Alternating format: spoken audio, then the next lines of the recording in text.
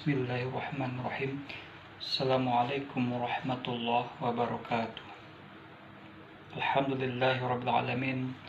Allahumma shalli wa sallim wa barik ala sayyidina Muhammad wa ala ali sayyidina Muhammad.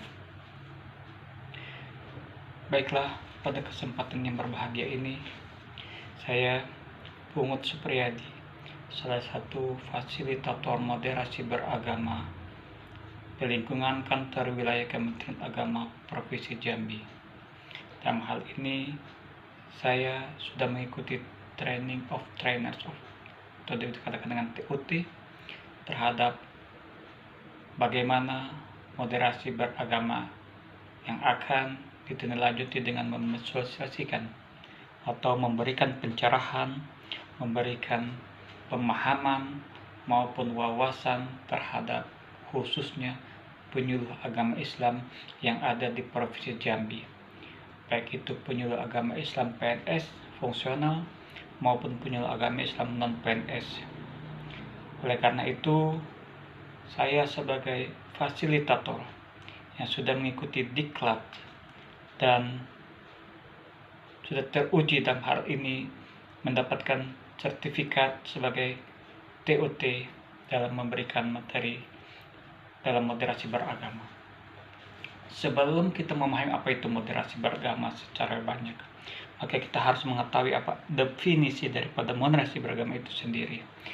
Moderasi beragama bisa kita katakan cara pandang, sikap, perbuatan dalam kehidupan beragama dengan mewujudkan kemaslahatan umat, menjaga ketertiban umum dengan menjaga prinsip adil, berimbang, dan taat kepada konstitusi.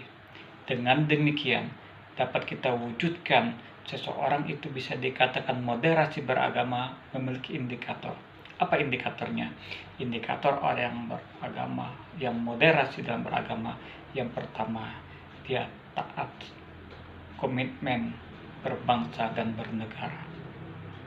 Yang dimaksud dengan komitmen berbangsa dan bernegara ini ialah dia mengakui bahwa Undang-Undang Dasar 1945 dan Pancasila sebagai sumber hukum, sebagai konstitusi yang harus dipatuhi di negara Republik Indonesia yang kita namakan NKRI, Negara Kesatuan Republik Indonesia.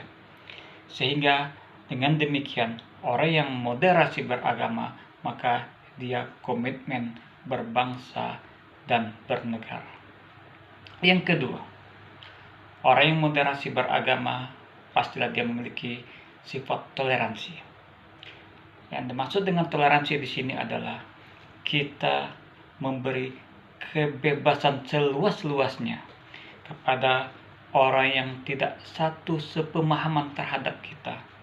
Dengan demikian, tidak ada kata memaksa, tidak ada kata-kata untuk tidak memberikan sesuatu yang memaksa seseorang untuk melakukan apa keinginan kita. Tetapi di sini toleransi adalah kita menjaga terhadap kemanusiaan, menjaga kedamaian, ketertiban, sehingga orang yang moderasi beragama dia selalu toleransi terhadap orang yang tidak satu pemikiran, yang tidak satu pemahaman, apalagi yang tidak satu keyakinan dalam mengamalkan ajaran agamanya, sehingga tidak ada suatu konflik yang terjadi terhadap dirinya maupun kepada masyarakat yang ada di sekitarnya. Yang selanjutnya, yang ketiga adalah orang yang moderasi beragama, indikatornya itu dia anti kekerasan. Yang dimaksud dengan anti kekerasan di sini yaitu orang yang memiliki moderasi beragama memiliki sifat bahwa dia tidak pernah melakukan kekerasan fisik, baik itu verbal, secara ucapan, lisan maupun perbuatan. Sehingga orang yang melakukan perbuatan-perbuatan yang kekerasan berarti orang tersebut adalah orang yang tidak moderasi dalam beragama. Yang itu kita bisa dikatakan tindakan yang radikal, ekstrim, berlebih-lebihan dalam melaksanakan tindakan sehingga muncullah konflik. Dengan demikian, orang yang moderasi beragama pastinya dia anti kekerasan. Dia menjaga ketertiban umum, menjaga kemaslahatan manusia dengan taat konstitusi, sehingga dia anti kekerasan. Dan yang terakhir, yang keempat adalah orang yang moderasi beragama memiliki indikator akomodatif atau menerima terhadap kearifan lokal.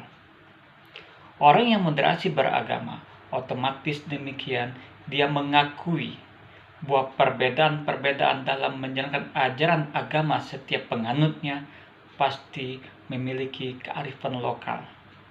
Sebagai satu contoh, mungkin pernah kita mendengar atau melihat di televisi seseorang yang menenang sajen atau yang melakukan sesuatu tindakan yang tidak menghargai terhadap keyakinan atau kearifan lokal terhadap suatu wilayah atau suatu suku, sehingga dia mengatakan ini adalah perbuatan tidak baik menurut agamanya, tetapi dia konfrontif, dia perlihatkan dengan keegoannya dengan sesuatu perbuatan ini adalah dilarang menurut agamanya, dan itu adalah perbuatan radikal, ekstrim.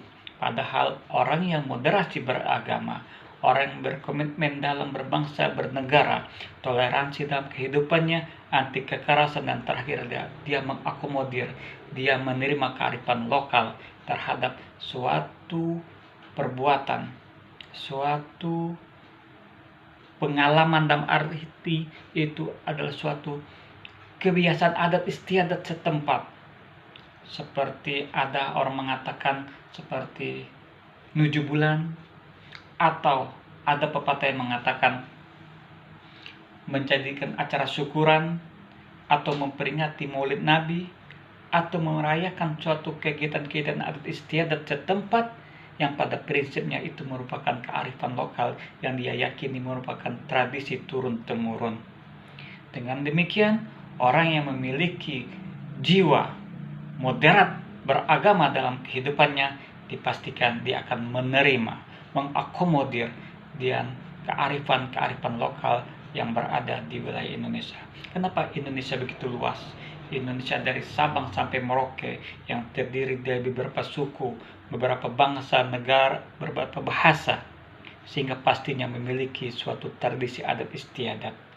Jadi kesimpulannya adalah orang yang memiliki moderasi beragama, dia dipastikan komitmen berbangsa, komitmen dalam bertanah air, komitmen dalam kepatuhan terhadap undang-undang dasar, komitmen dalam dia mengakui bahwa undang-undang dasar dan Pancasila adalah sumber rujukan bangsa dan negara.